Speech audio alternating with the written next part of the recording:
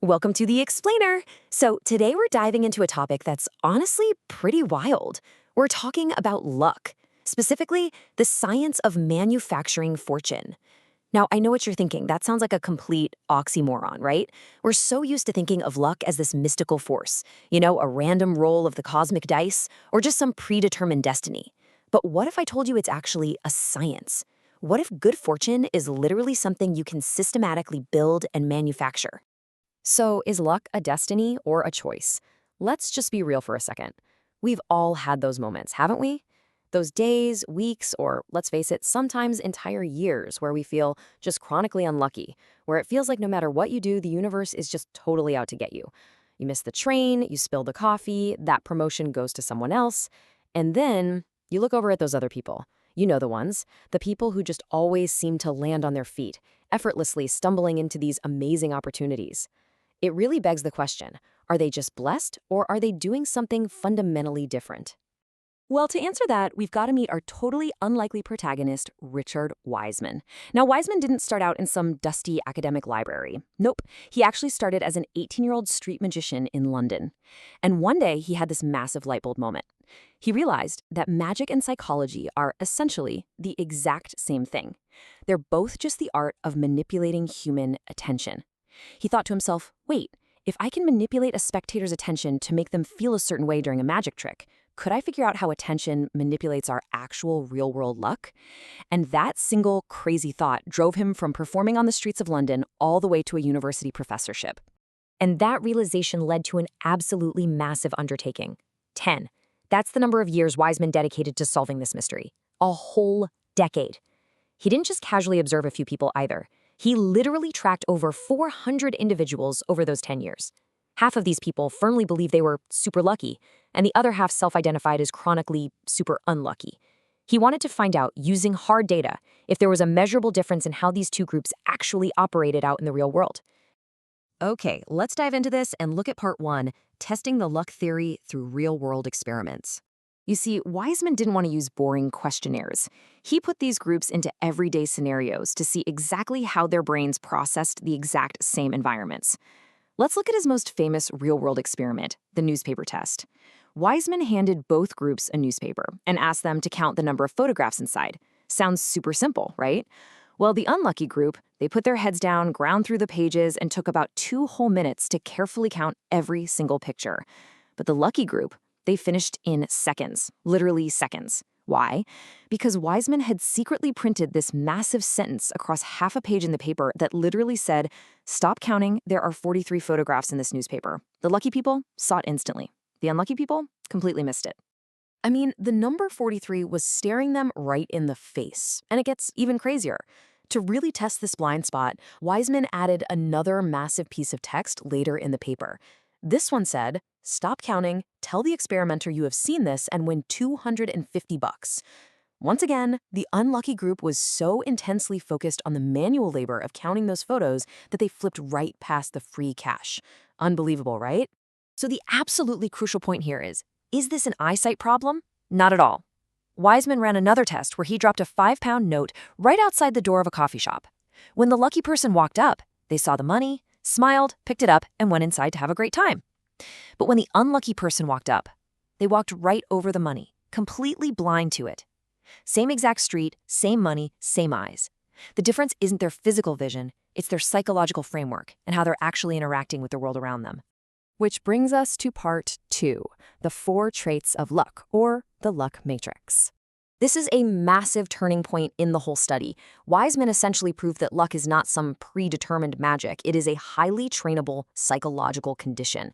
And here's the exact blueprint for good fortune. We've got Force 1, opportunity sensing. Force 2 is intuition. Force 3 is positive expectation. And Force 4 is bad luck transformation. These 4 traits are literally the engine of luck. So let's break them down one by one so you can see exactly how to install this software right into your own brain.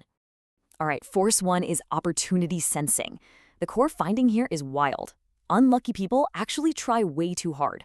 When you're highly anxious or absolutely desperate for a specific outcome, like finding a specific type of partner or landing a very specific type of job, your anxiety acts as a literal biological blinder.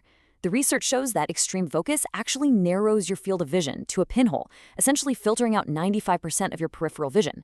You become so obsessed with what you think you're looking for that you completely blind yourself to these incredible, unexpected opportunities that are passing by just inches away.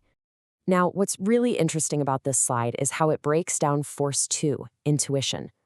Notice how 80% of lucky people make major life decisions by listening to their gut, compared to less than 30% of unlucky people. And listen, this isn't some mystical inner voice talking. Your gut instinct is actually a massive subconscious algorithm inside your brain. It's been quietly processing data, reading microexpressions on people's faces, and calculating risks way faster than your conscious mind ever could. Lucky people, they trust that internal supercomputer. Unlucky people, they overthink it, ignore all the warning signs, and usually end up crashing. And that brilliantly illustrates Force 3, positive expectation. This concept is heavily backed by the famous 1968 Rosenthal experiment. That study showed that a teacher's high expectations of totally randomly selected students literally caused those students' IQs and grades to soar. Why? Because belief changes behavior. Think about it. When you walk into a room and your internal monologue is just, "Oh, I'm unlucky. This is definitely going to go wrong." What happens? Your physical posture shrinks. Your voice drops, you avoid eye contact. People unconsciously pick up on that vibe, and they naturally offer you fewer opportunities. But if you expect good things to happen, your open, confident behavior literally draws fortune right toward you.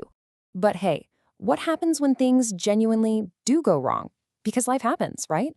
Well, that brings us to Force 4, bad luck transformation. In 1995, there was this fascinating study looking at Olympic medalists. Now, silver medalists are objectively better off than bronze medalists, right? Yet the study found silver medalists look up at the gold winner and feel this agonizing regret.